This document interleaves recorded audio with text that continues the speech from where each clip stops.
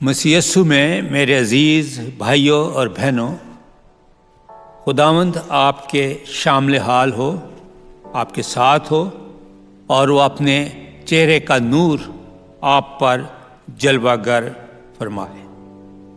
آج ہم ایک چھوٹا سا خیال دیکھیں گے جس کا عنوان ہے روٹیاں توڑی گئیں۔ یہ حوالہ متی 14 باب 13 سے 21 اور مرکز 6 باب 30 سے 44 آیت اور لوکا 9 باب 10 سے 17 آیت میں پایا جاتا ہے۔ روٹیاں توڑی گئیں۔ ان حوالہ جات میں ہم ایک واقعہ دیکھتے ہیں، ایک معجزہ دیکھتے ہیں جس میں یسوع المسیح نے 5000 سے زائد لوگوں کو صرف 5 روٹیوں اور 2 مچھلیوں سے سیر کیا۔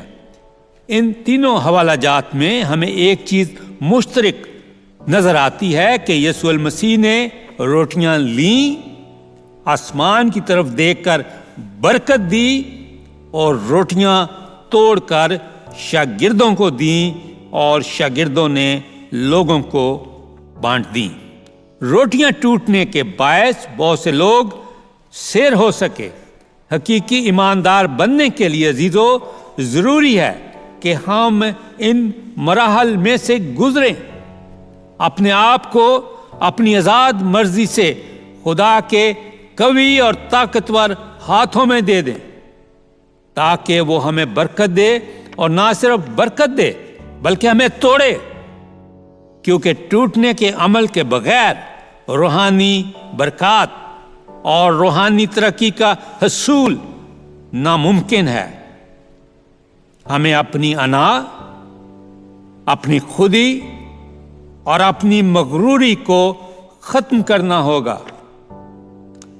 لاچاری یا مجبوری سے نہیں، بلکہ یہ کہتے ہوئے کہ آئے خداوند میری مرضی نہیں بلکہ تیری مرضی پوری ہو۔